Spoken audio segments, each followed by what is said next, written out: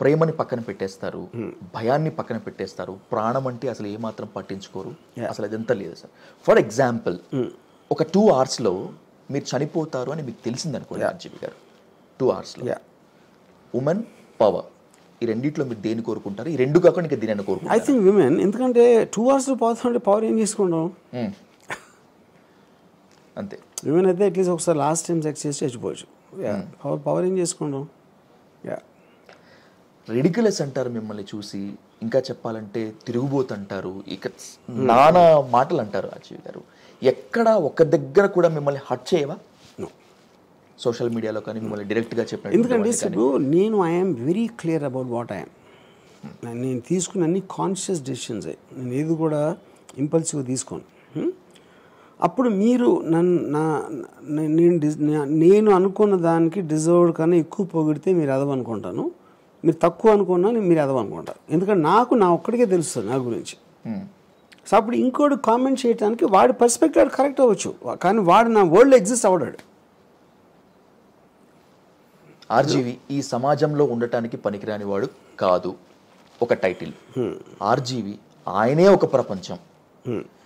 మిమ్మల్ని అర్థం చేసుకోవటంలో ఈ కామన్ పీపుల్ ఫెయిల్ అవుతున్నారా, లేకపోతే ఈ సొసైటీని అర్థం చేసుకోవడంలో ఆర్జీవి ఫెయిల్ అవుతున్నారా? అసలు అవసరం ఒకళ్ళ అవసరం కూడా లేదంటున్నా.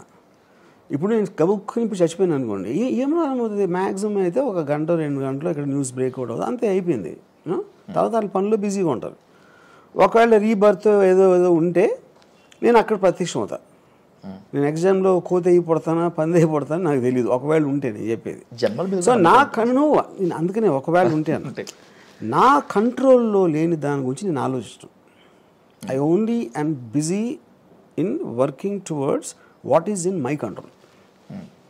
ఇప్పుడు విధి లేదు, దేవుడు లేడు క్వశ్చన్ కాదు. దేవుడి మీద భక్తి మీద నాకు నమ్మకం లేదు, అంతేగాని దేవుడి మీద నమ్మకం లేదు కాదు.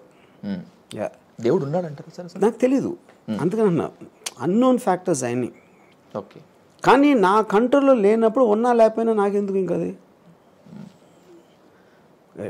కామిగాక మోక్షగామి కాడు అనేటువంటిది ఒక సేయింగ్ ఉంది, మీరు కూడా విన్నారు చాలాసార్లు. ఇంత మెటీరియలిస్టిక్గా ఉండేటువంటి ఆర్జీవి ఏదో ఒక రోజు యోగిగా మారిపోతాడనేటువంటి వాదించే వాళ్ళు కూడా ఉన్నారు. దానికి కొంతమంది ఎక్స్ప్రెషన్ బుద్ధుని చూపిస్తారు, వేమనను చూపిస్తారు, ఇంకొంతమందిని చూపిస్తారు. నిజంగా ఆర్జీవి అలా వాళ్ళు యోగి అనే డెఫినేషన్ అంటే గడ్డం పెంచుకుంటామా, లేకపోతే అలాంటి బట్టలు వేసుకుంటామా, బాసిం పట్టేసిన కూర్చుని లెక్చర్లు తీసుకోవటమా, ఏంటి యోగి అంటే అర్థం? First I'm very మెటలిస్టిక్ person. I use the latest technology and instinctively ఎలాంటి ప్లెజర్ డ్రైవర్ చేయొచ్చు అని నేను ప్రాక్టికల్గా చేస్తాను. నేను కూర్చుని పని చేయకుండా చేయలేదు ఇప్పుడు. సో యోగి అనేది నా దాంట్లో ఇంపాసిబుల్ అది రావడం. ఒక డివైనిటీ, స్పిరిచువాలిటీ, ఆధ్యాత్మిక జీవనయాత్ర ఇలాంటివి అదే అన్ని అవుట్ ఆఫ్ కంట్రోల్ థింగ్స్. వాళ్ళు అనుకోవచ్చు, వాళ్ళు ఉండొచ్చు, నాకు తెలియదు. I don't understand that. Spirituality అంటే నాకు తెలియదు.